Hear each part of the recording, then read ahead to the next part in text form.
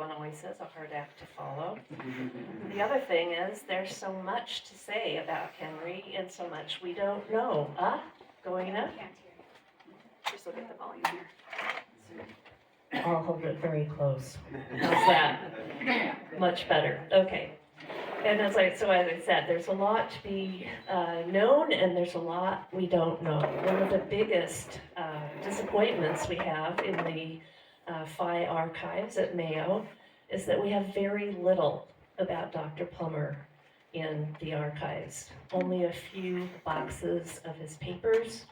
We have records of his medical activities, but there are no family pictures. Somewhere along the line, they disappeared. Our biggest hope is that someday they will reappear, be found in an attic, maybe in an old croquet case, that, like the papers of Dr. Johnson. So we do have hope, but we don't know. I guess the easiest thing to do would be to ask you if you have questions, but before I do that, I'd like to say Henry Plummer has been one of my idols for the clinic. When I first came 20 years ago, of course, you admire Dr. Will, you admire Dr. Charlie, you get to know them, and you kind of waffle, which one of the Mayo brothers do I admire the most? They had different qualities, but when you meet Henry Plummer, that eccentricity, that yearning for knowledge, the universal curiosity of the man is just amazing. And that's one of the reasons he's one of my favorite people. So I'd like to just open it for questions. Do people have favorite stories that I guess maybe one thing too I should say is that there's a little bit of George Washington about Henry Plummer, in that there are a lot of cherry trees in those stories. There's also a lot of a grain of truth in them, and so we can enjoy him. But one of the quotes, as I went back over some of the things that I had read early on, it was from Dr. Willius, who was the cardiologist that discussed him. And he said that one of his regrets was that Henry's eccentricities were starting to overshadow his contributions to medicine and his great genius. So we have to learn to appreciate both of those qualities in him, or all of the qualities. So on that, what questions do we have? This gentleman. Where did he school at? From Racine to... Well, he was in Hamilton initially, and he was in high school there, then at the University of Minnesota for 2 years, and onward to Northwestern, which was also Dr. Charlie's alma mater. So we have a huge Northwestern connection here. We also have a lot of Canadians. I know if anyone's ever read or Mayo history, you'll notice that we had a huge Canadian connection. Other questions? Yes, ma'am. Was it always the Plummer building then? No, they were referring to it as the 1928 building, because we had the 1914 building, which then became the red brick building, and then the 1928 building became the Plummer building to honor Dr. Plummer. The new clinic, thank you. That's Dr. Scanlon, who actually should probably be the one up here as the Plummer expert, I have to say. We are working on another program about it will include Dr. Plummer, because in 2028, it will be the 100-year anniversary of the Plummer building. So you can look forward. We're already doing research for the film and trying to find out more about how it was planned. And again, that lack of Dr. Plummer's documents makes it a lot more difficult. Another question. Are his kids around, or? Dr. Plummer's children, they were adopted. Renee knows more about the family. I believe one of his grandsons is still living. Is that? Yeah. One. Just one. And maybe he has some things we don't know about. We just don't know. That would be our hope. So hopefully something like that will turn up. Other questions? You have a question here, ma'am? So when was the Plummer building last used as a consulting practice, and when was? The question was, when was the Plummer building last used as a consulting building? And that was shortly after I came in 2004. Within, I think, 3 years, it was pulmonology that was the last medical unit with Dr. Plummer. Was it 2007? Dr. Scanlon again. He was in pulmonology. We used to see him across the hall on Plummer 3, where the historical suite is, and that was definitely the last of the medical units in the Plummer building. Other questions? I have a question. I work at the Plummer House every Wednesday, and I get asked a lot of questions. Oh, So I yes. really try to become knowledgeable to be able to answer them, but there's a few I cannot. And one very common question is, how much did it cost to build the Plummer House? People are so curious about that. I don't know how much the Plummer house cost. I know that the Plummer building was $3 million in that 1928 funds. Dr. Scanlon, do you know? Yeah. It's an interesting, the house is gorgeous, and all of the updates to it. You'd think he was designing a house in the 2000s with the central vacuum and all of the things that were in there. Another question. How many times were the plumber, the doors closed, and who were they for? That is a very intricate question. I did a lot of research on that, and there is some question as to whether or not there are 3 closings that were not publicized as well. Henry Plummer is officially the first documented closing. That was in 1936, but there are in the newspaper articles in the Twin Cities, there are references to the fact that when Dr. Will's funeral was held, it was the 4th closing. And so you have these kind of, and some of them say the 6th closing, so there's a lot of different. The candidates, we know that the clinic closed for Maud Mellish, Dr. Judd, and for Charlie's son, Joe. The clinic was closed. They didn't say that the doors were closed. We might assume that they were closed because the clinic was closed. After that, there are up to Sister Generose, and then the other closing for against racism. I believe it's 14 now. I'm not quite sure. Is it 14, Renee? I'm trying to remember which. 14 Yeah. 14 documented. And again, that documentation, I literally went through every publication, all of the Mayo Clinic proceedings that we had, the staff minutes, everything I could find, Board of Governors meetings to see if there had been any mention of the doors being closed.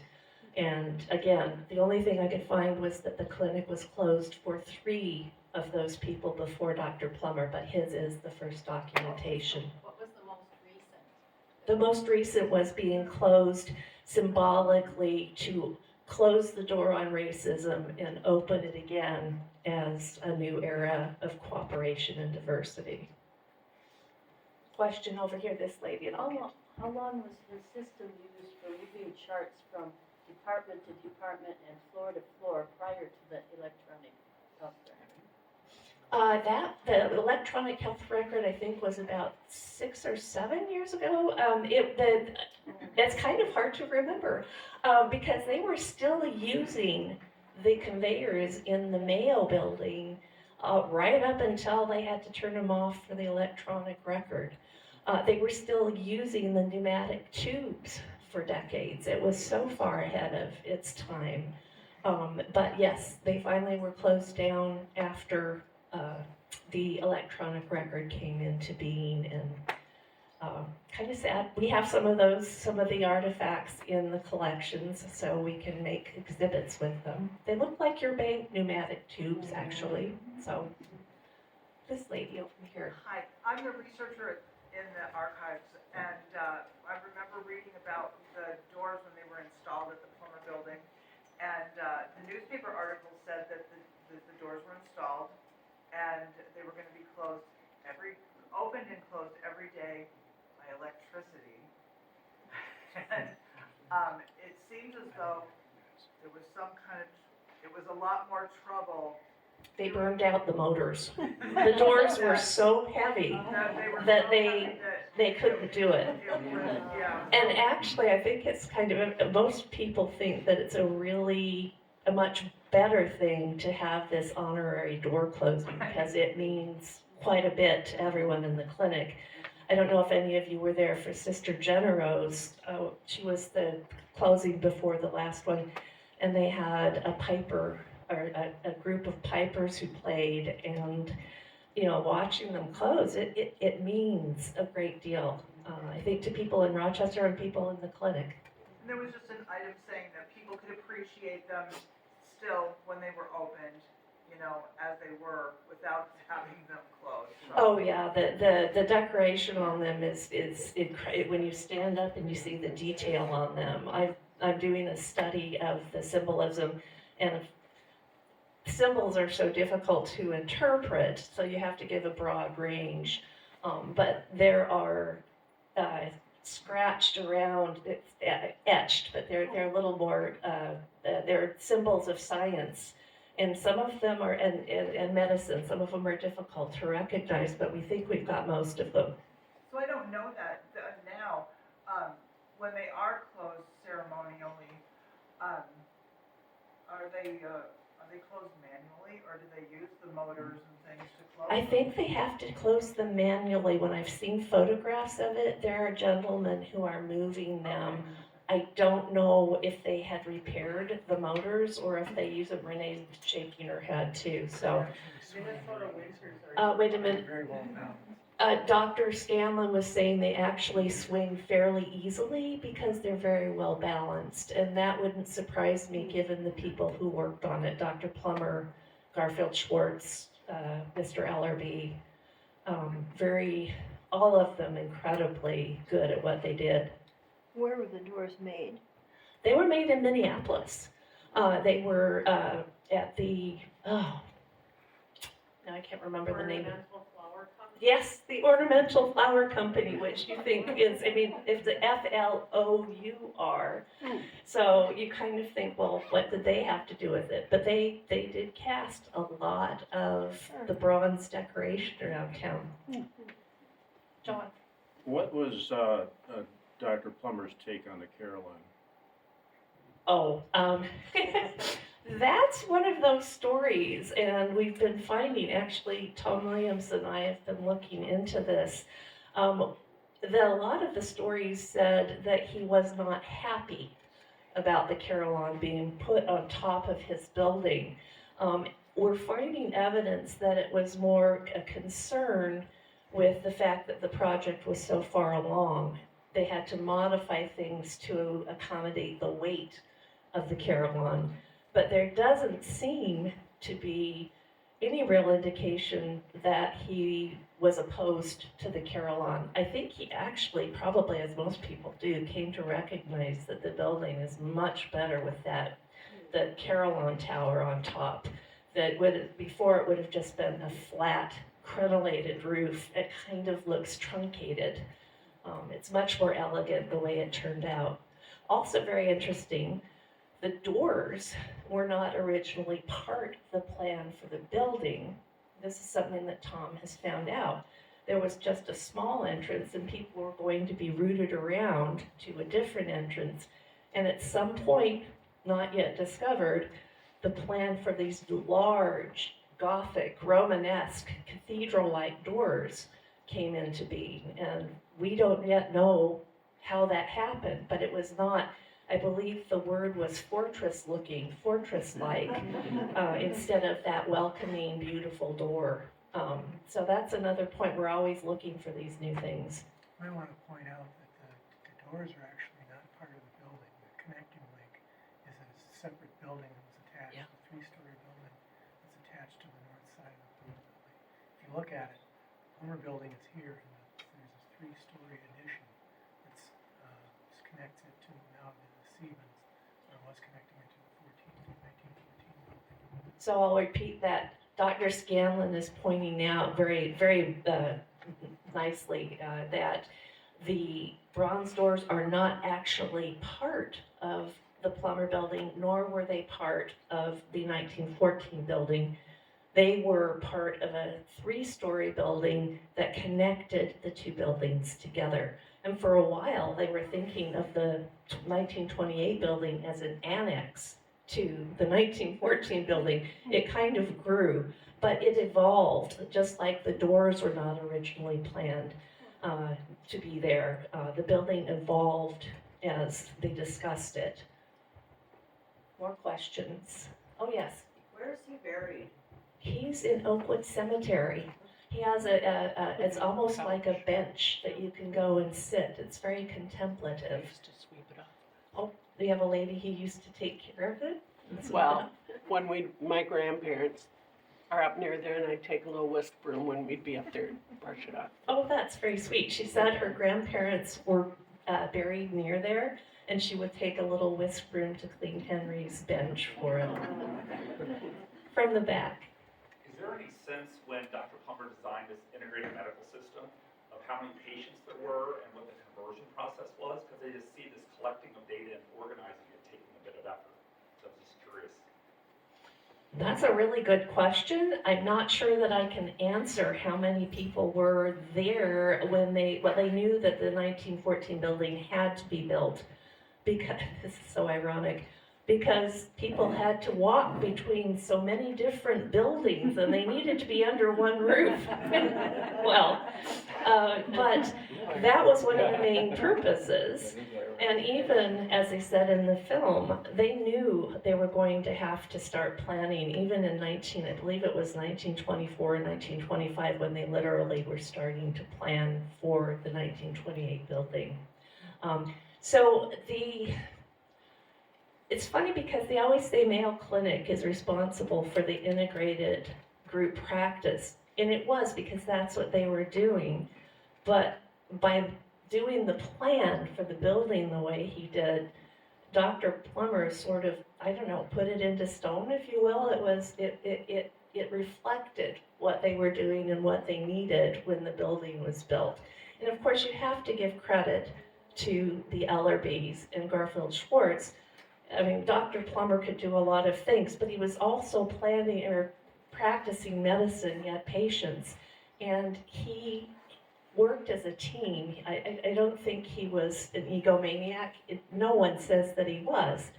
He worked with other people and gave credit, as you saw for the speech with Sister Mary Joseph, that he worked as a team. And I have a quote here from, this is one of his residents who was Arnold S. Jackson. He was giving a presidential address to the American Goiter Association. This is after Dr. Plummer died. And at the end of the speech, he talks about some of the eccentricities that he himself witnessed. But he also wanted people to know what a great teacher Henry was, and what a warm and caring human being. And he says, as long as diseases of the thyroid gland are talked about, any discussion will be incomplete without the name of Henry Plummer. He will always be looked upon by those who were privileged to know him as a great thinker, a tremendous worker, a genius, and yet a simple, kindly, friendly sort of man, loved by his family, by his associates, and by all who knew him. That's quite a tribute, and it's something that was repeated over and over. The kindness of this man, the gentleness. So he's a spectacular person. Yes, Karen, Bob. would you talk a little bit about Mabel Root and the confidence that Dr. Plummer had in her and the role she played in the medical records? Oh, yeah, Mabel Root was, she really took this job on. And she was his assistant. They were the ones who created the cross-referenced by symptom disease for the patients who had that. And it made it a lot easier for other Mayo consultants, scientists, to actually study diseases at Mayo. And it led to the Rochester Epidemiology Project, which is now world famous because of the number of people involved in the project, but also the longevity of the project. There's no other resource like that in the world. The root of that is the work of Henry and Mabel. And she, I think, in some ways, is not given as much credit as she could have because she could work on it. That was her job. Whereas Henry was guiding it, had ideas for it, and had all the other interests that he had going on. So I think that she played a key role. I haven't got a huge amount. If you have any stories about Mabel, I would love to hear them, Bob. I think it's important the confidence he had in her and how much responsibility he delegated to her. And I totally agree from everything I've read. She's been underappreciated. I heard Dr. Scanlon in a presentation one time say that in his opinion it should have been known as the Plummer root system. Yeah, I think a lot of people, Bob just said that he thinks that Mabel Root was underappreciated, and Dr. Scanlon had given a talk about this topic and had said that it should have been called the Plummer root system. And Bob was pointing out the amount of confidence that Henry had in Mabel Root, and which I appreciate as a woman who's working in the medical world here.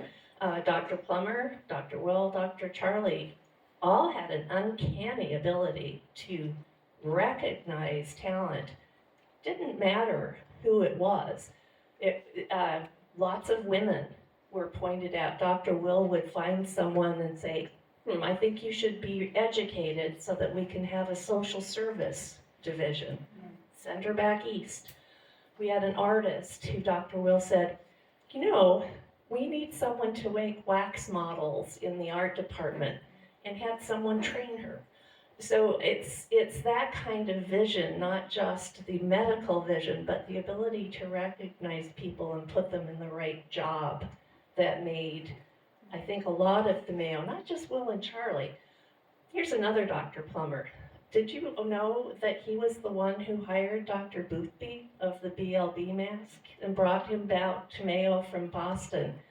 Henry was interested in hypertension, and he wanted a metabolic lab to be set up. And so he brought Dr. Boothby here. And of course, we know that that was a real asset in World War II to help us win the war. And not only that, the oxygen mask for hospital use all came out of that work. And Henry Plummer had brought Dr. Boothby here. I didn't remember that. That's in Dr. Willius's book. Another, Dr. Fye. Just a comment. I think Henry Plummer is perhaps the most enigmatic figure of any of the individuals whose names are still remembered, and of course almost none are. But I think it does, certainly Will deserves a lot of credit for looking beyond the eccentric personality. Yes. There is this saying in academics, publish or perish. Well, Henry Plummer published about 3 articles and about 5 abstracts. So, when you say, well, he's really remembered in terms of his contributions to thyroid, it's really not because of everything he wrote. One thing he wrote was important, but it wasn't like this great long list of things. So again, I think they understood his unique ability. In fact, another funny story, Will Mayo once had to answer a doctor's complaint. It was a well-known doctor from elsewhere that was writing a sort of a system of medicine and surgery where people would contribute chapters. And Plummer had said, yes, I will do this. And it apparently went for months and months and months, and the thing was ready to be published. And so there's a letter where the guy wrote to Will Mayo, says, what's up? He will not send. He said, don't even try. Just get somebody else to do it. So, it was recognized that that was a, if you will, shortcoming. But when the guy had so many other contributions, I think it's pretty easy to overlook that particular aspect. But he really was enigmatic. I have no psychiatric training whatsoever, but I have to believe he was somewhere on the spectrum in terms of where you hear all the stories, and you've been very diplomatic, I think, to be funded to have a great long list of these, because he must have been quite an extraordinarily interesting and unusual man. And it's also interesting if he's on the spectrum, but he was very able to be kind and interactive. The bean feeds on Sunday night at the house where Daisy and Henry were matchmaking, the doctor, the residents who were here, and the young ladies of Rochester. I know that the pot is somewhere here at the society here. So Dr. Scanlon, you had a comment. 2 points about medical records. One, the Plummer root record was implemented in 1905 or 1906 was the first number assigned. And there isn't an exact end point for when it was fully implemented. In Mabel Root's memoirs, she talks about going out to the hospital and chasing down records. So there was a lot of consolidating, a lot of work to take the old records and consolidate them into the new records then. And then the transition to the electronic medical record kind of took place over a long period of time. The very first parts of the medical record started around 1990, and the full implementation of the medical record could probably be traced to the implementation of the EPIC system, which was in, I think, May of 2018. Yeah. So Dr. Scanlon was pointing out that Mabel Root at some points had to go to different hospitals. Remember how many hospitals were in Rochester at that point? Tracking down patient records so that they could assign the numbers and gather them all together in one place. He also mentioned that the medical record, the replacement, the full implementation of the electronic medical record was something that took a very long time. Some of it starting even back into the early 1990s and not being fully implemented until 2018. Did I get all of that? Okay, good. So one of the things that I would really like to see, because, and then this again was me reading Dr. Willius's book, did everyone realize how closely Dr. Plummer and Dr. Kendall were working with thyroxine? It's pretty apparent from Willius's book that they had a lot of contact with each other. It'd be really interesting to find out just how much. But this is what Dr. Willius said, that he actually had patient volunteers who were eating raw thyroid animal gland slices on sandwiches to see how the raw thyroid would affect their conditions. So, I mean, medical our progress, I think, was a little bit more Wild West back then. I can imagine an IRB group approving that one.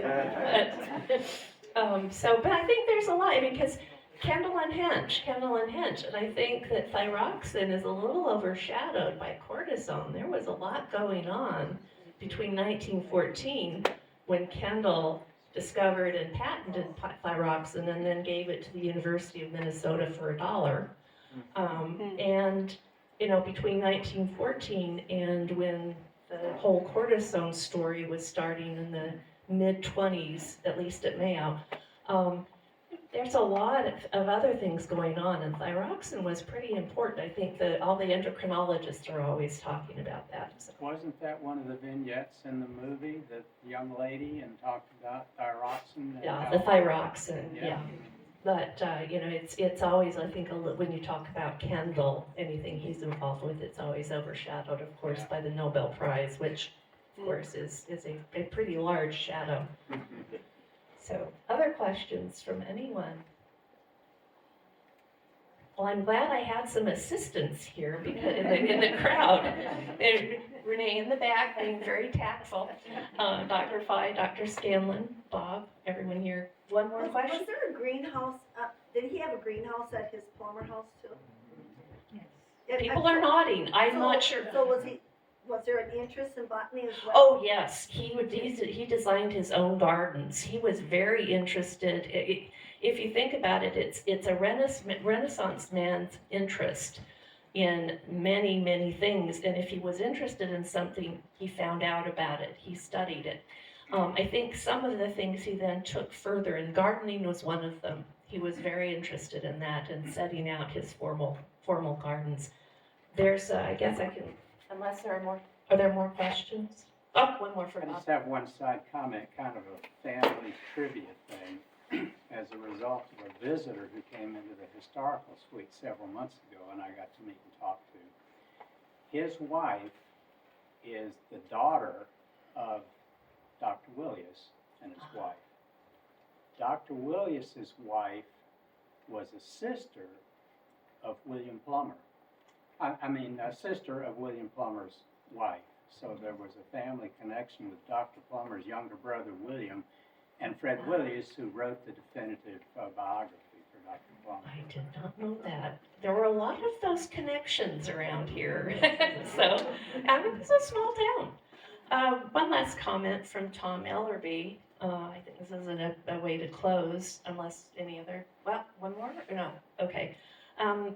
Tom Ellerby, who worked with him on 2 buildings and a house, said Dr. Plummer, or Henry Plummer, was, quote, a doctor with an almost superhuman mind. So, all right. Well, thank you all for coming.